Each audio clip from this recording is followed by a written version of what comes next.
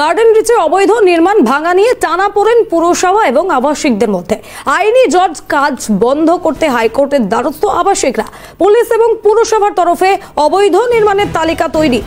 ভাঙার কাজের পাশাপাশি পুনর্বাসনের ভাবনা রয়েছে।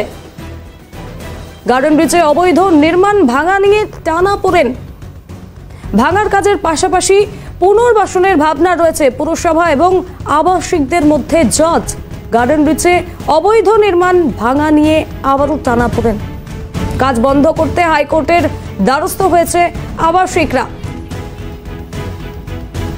এই মুহূর্তে আমাদের সঙ্গে টেলিফোনে রয়েছেন আমাদের প্রতিনিধি শুভজিৎ। শুভজিৎ, এই যে বিল্ডিং ভাঙা নিয়ে আবাসিকরা হাইকোর্টের দ্বারস্থ হয়েছেন, কি বলবে, কি জানা যাচ্ছে?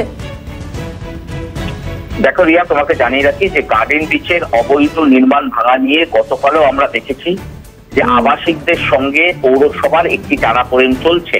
গতকাল পৌরসভার তরফ থেকে সেখানে লোক পৌঁছয় এবং 134 নম্বর ওয়ার্ডের একটি বহুতল যেখানে অবৈধ নির্মাণ হয়েছে বলে পৌরসভার তরফ থেকে দাবি করা হয়েছে এবং সেই নোটিশ পৌরসভার তরফ থেকে বেশ কয়েকবার আবাসিকদেরকে দেওয়া হয়েছিল। তার একটি অংশ গতকাল ভাঙা নিয়ে কার্যত পৌরসভার কর্মীদের সঙ্গে আবাসিকদের বচসায় পরবর্তীতে এই কাজ কলকাতা পৌরসভা এই মুহূর্তে বন্ধ রেখেছে। অন্যদিকে এই আবাসিকরা, এই বহুতলের যারা আবাসিকরা রয়েছেন, তারা ইতিমধ্যে কলকাতা হাইকোর্টের দ্বারস্থ হয়েছেন এবং গোটা বিষয়।